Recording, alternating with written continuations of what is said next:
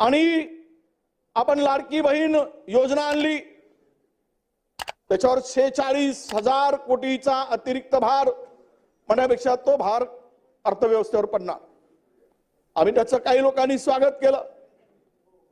तुम्ही नंतर 1500 वर 2100 आणायचा निर्णय घेतला आणि ते तुम्हाला द्यावं लागणार आहे, कारण तुम्ही तुमच्या जाहीरनाम्यामध्ये, महायुतीच्या जाहीरनाम्यामध्ये याचा उल्लेख आहे. ते कधी देणार? 1500 देणार की 2100 देणार? महाराष्ट्रातील जनता आणि लाडक्या बहिणी आमची वाट बघत आहे.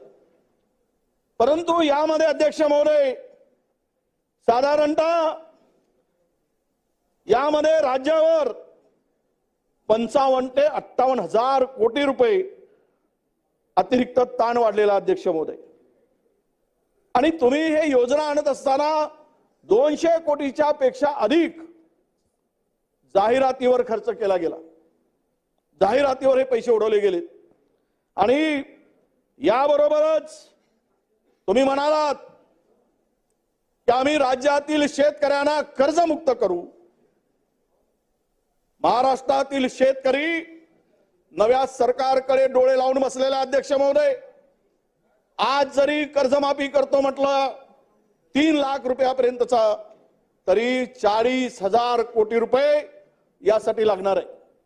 आणि सरकार ते कधी देणार आहे याचा उल्लेख राज्यपाल महोदयांच्या अभिभाषणामध्ये दिसलेला नाही अध्यक्ष महोदय.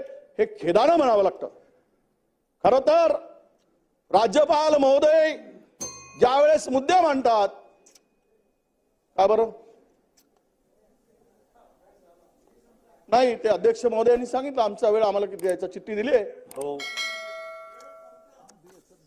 बसून बोलायचं नाही. माझा आवाज बिना माईकचा आहे, त्यामुळे मला माईक असेल तरी फरक पडत नाही, नसेल तरी. विनंती आहे अध्यक्ष महोदय, याचा उल्लेख माननीय राज्यपाल महोदयांच्या भाषणामध्ये अपेक्षित होता.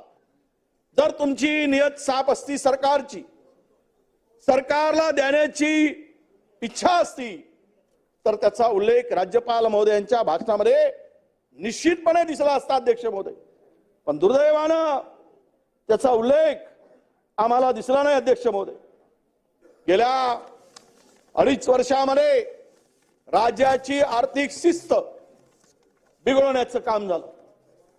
अनेक योजना आणल्या, लाडका भाऊ आणला, तरुणांना आणलं, त्यांना स्टायपंड 3 महिन्यापासून 10,000 रुपये जे काही ठरवलं गेलं होतं अध्यक्ष महोदय, 3 महिन्यापासून मिळाले नाही. लाडकी बहीण योजना आणली, तुम्ही GR काढला.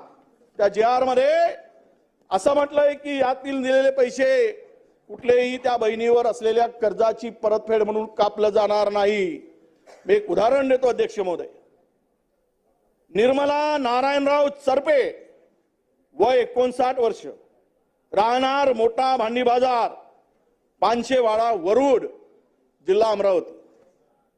या महिलेच्या खात्यातून लाडकी बहीणचे पैसे गोळा झालेत आणि बँकेने ते सर्व पैसे बँकेच्या कर्जामध्ये वळती करून घेतले. मग तुमच्या या GRचा काय अर्थ आहे? तुम्ही कोणासाठी काढला हा GR? कशासाठी काढला? हा दाखवण्यासाठी आहे की इम्प्लिमेंट करायसाठी आहे? याची अंमलबजावणी होत नसेल, हे नावाचं मी सांगितलं आहे. या महिलेला जर तुमची लाडकी बहीण म्हणून पैसे दिलेत आणि ती बिचारी कर्जामध्ये डुबली असेल, हे एक उदाहरण आहे. असे पुन्हा एक उदाहरण मला अध्यक्ष महोदय देता येईल. अध्यक्ष महोदय, शेतकऱ्यांच्या कर्जमाफीच्या विषयामध्ये सरकारच्या समोर आव्हान आहे. शेतकरी मराठवाड्यातले, विदर्भातले आत्महत्या करतात. पश्चिम महाराष्ट्रात सुद्धा काही जिल्ह्यामध्ये कायम स्वरूपी दुष्काळ असणारे तालुके आहेत आणि सरसगट शेतकऱ्यांचं कर्ज माफ होईल, कारण आपण ती घोषणा केलेली आहे. राज्यभरामध्ये मीडियामध्ये, टीव्हीमध्ये, सोशल मीडियामध्ये लोकांनी बघितलंय. आणि महाराष्ट्रातला शेतकरी आता राज्य सरकारकडे आणि विशेष करून देवेंद्रजी फडणवीस